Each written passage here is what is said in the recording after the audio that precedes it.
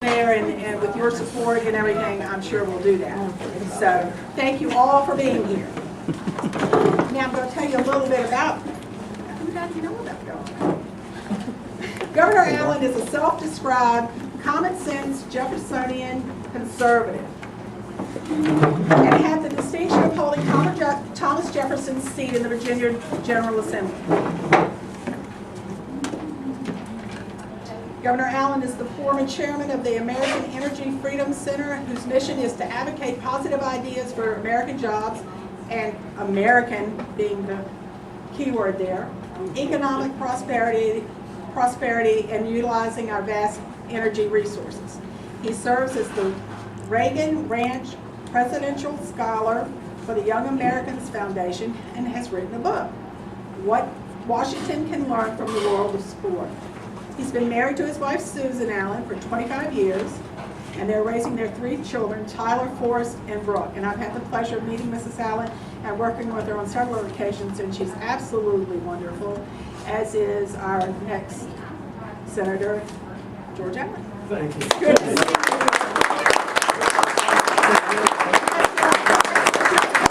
Well, make sure you sit. It's been a pleasure to meet Rhoda, you. will you please sit Yes, here? sir, I'm sitting. Yes, sir.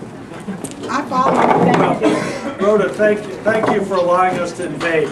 Yes, And anytime. I know this is a tough time for Bill's Barbecue, which is It's been a little rough.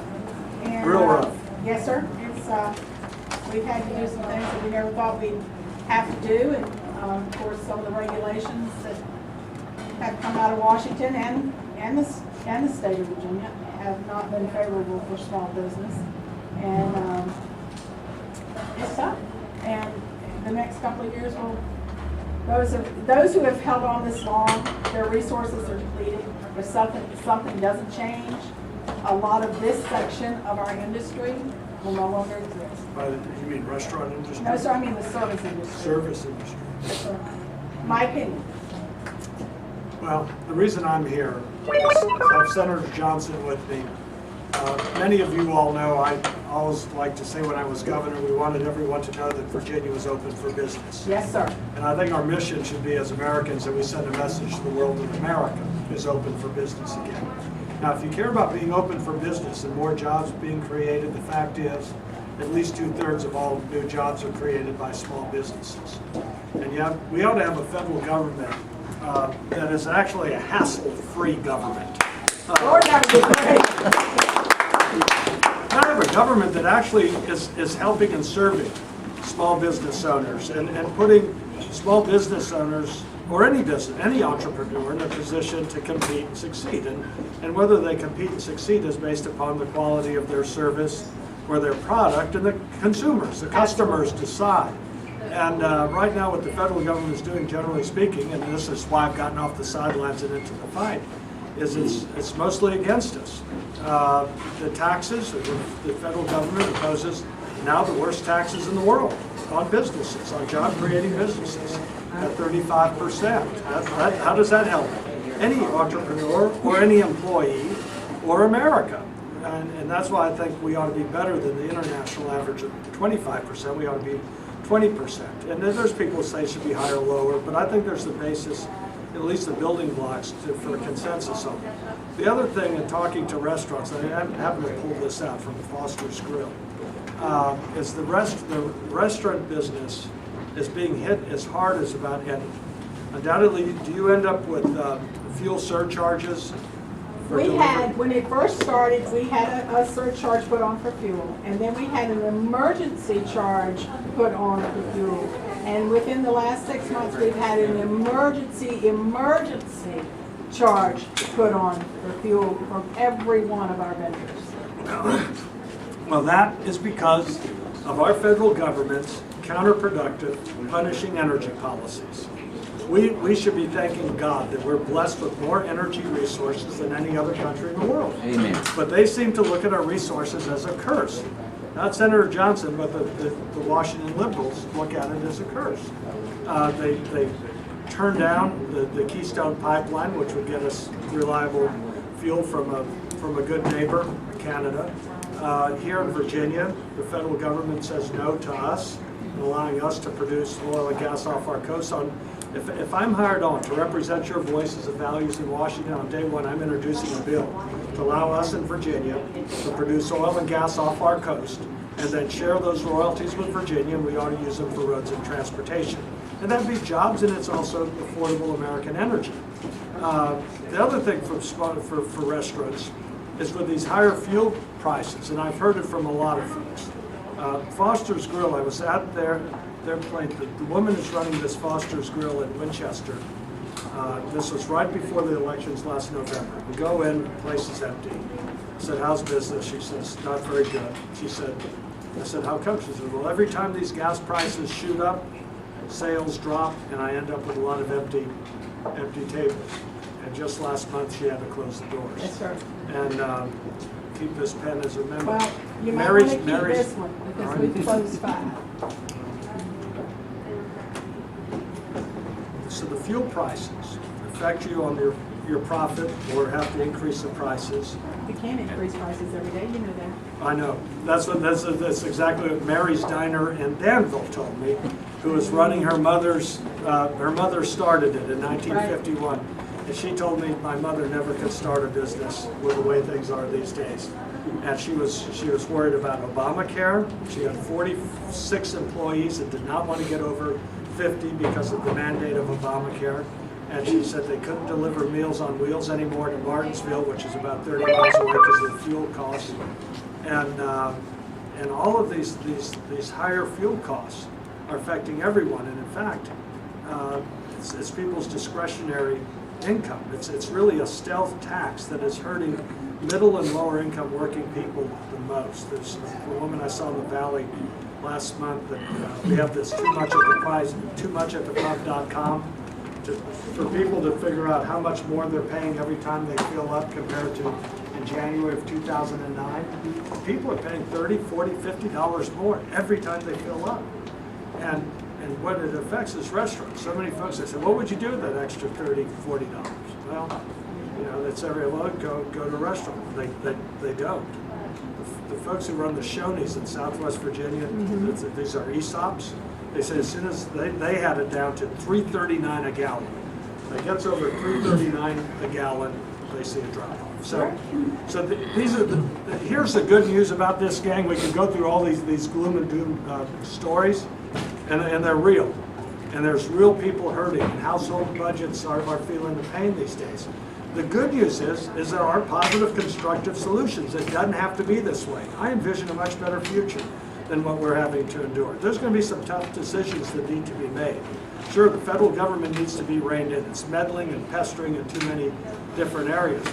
But if we have the right, competitive economic policies, productive energy policies, regulations, we need to rein in these unelected, unaccountable bureaucrats, whether it's EPA or the National Labor Relations Board or a lot of them in there. I very much like the REINS Act. If there's any regulation over $100 million, make members of Congress vote on it and stop it. This is a representative democracy, and no one elected EPA to be running our lives. And the other thing that needs to be done, I'll say this with you here, maybe you'll be a vote for this, is they never get anything done on time. Not Senator Johnson. He's only been there a short while. He comes from the real world, the business world. One of the reasons I want to be in the U.S. Senate is to be with new, vibrant, action-oriented leaders like Senator Johnson. I just came from talking to a bunch of road builders, road construction firms. I said, hey, if y'all don't get your job done on time, do you get paid? They all said, no. I said, yeah, that's the way it ought to be with Congress as well. If they don't get appropriations bills done on time, which is their job, by October 1st, withhold their pay. I just think we need to get back to basics. I don't know how many votes I would get on it. I would hope you might get a few. There's a bill right now called No Budget, No Pay. Perfect. I just came from a non-budget markup. So. Good. Well, with that, let me just turn it over to Senator Johnson. Then we want to hear from you. This is a round table. I want to hear your ideas, your concerns. But before I do, let me just thank Senator Johnson for coming all the way from Wisconsin and to be with us. He is one of the new vibrant members. He's action-oriented. He's not one that worships process. He cares about getting things done. And he shares, I think, all of our concerns that this government needs to be responsive to we the people. And it is a real honor for me to have him by my side. I hope to be his teammate, but that's going to count on all of y'all here and fellow Virginians who drive cars, pay taxes, work for a living, and care about their families. We need them on our side. With that, let me turn it over to Senator Johnson, who's just really a rising star. I love seeing you on the Sunday shows. They've discovered your good insight, your no-nonsense approach. And Not my charming good looks. and your charming good look. So I present to you from America's Dairy Land, Senator Ron Johnson. And of course, I need George as a teammate, as an ally. But let me first thank Rhoda for welcoming us in here and kind of, like I say, hurting a little bit your commerce. But hopefully we can help your commerce by, first of all, I'll endorse your barbecues and your limeades. They were absolutely excellent. As George was talking about, the incredible harmful effects of regulations, the incredibly harmful effects of high gas prices. When President Obama took office, the average gas price was $1.87. But if you listen to him during the campaign, he was very upfront. He said because of his policies, electricity rates would necessarily skyrocket. His energy secretary said, we need to figure out a way to get American gas prices at the same level of Europe. And that was back when our gas price was $1.87, Europe was $6. The problem is they're fulfilling that wish. They're fulfilling that desire. And if you really take a look at what the problem in Washington is, it is an utter lack of leadership. It is an utter lack in this administration of having any idea what the private sector is like, what people like Rhoda are going through in terms of her business, what small business owners are going through. They have no respect for the private sector. They don't understand it. We talk about economic illiteracy. We have high gas prices. What's their solution? Let's increase the cost of oil producers. Yeah. They did the same thing with health care. Going to bend the cost curve down by increasing taxes on drugs, medical devices, insurance plans, and that is called economic illiteracy. So this president has broken almost every promise he ever made. I mean, just think about it. He was going to be the great unifier. I have not seen a more divisive president ever. In terms of health care, he's going to, he guaranteed that every family's health insurance will go down by $2,500. It's up by $2,200. That's a $4,700 broken promise. If you like your health care plan, you can keep it. No, not exactly. He wasn't going to make any excuses. That's been his entire administration, just excuse after excuse after excuse. And he did say he was going to lead, and he hasn't. Two quick examples. 4 budgets. He's proposed 4 budgets. He has yet to propose anything to save Social Security or Medicare. Last year, his very unserious budget lost in the United States Senate 0-97, and his current budget 3 weeks ago lost in the House of Representatives 0-414. Now think about what a stunning repudiation that is of his leadership, what it is a total abdication of leadership. And so what we need is leadership, and that's why really I'm coming down here today. I met George a couple times. I had some great discussions with him. I endorsed him back then. It's certainly in my mind. I'm down here today to endorse George Allen to be your next senator in Virginia because he's a proven leader. He's proven it by being a fabulous husband and father.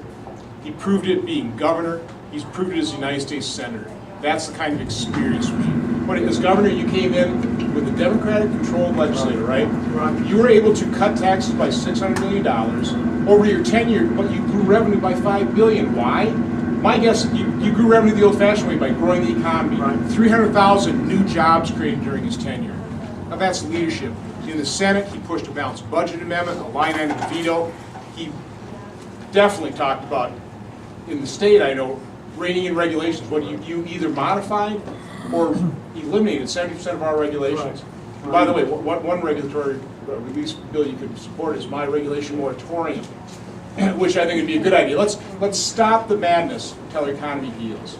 So again, I am just pleased and I'm proud to come down here and support George, and I'm just asking every citizen of Virginia to please send me an ally. We are bankrupting this nation. We need serious-minded leaders to come to Washington. They're willing to roll up their sleeves, be willing to make tough decisions, take tough votes to save this nation. So, George, thanks for asking me down. Thank you. Thanks for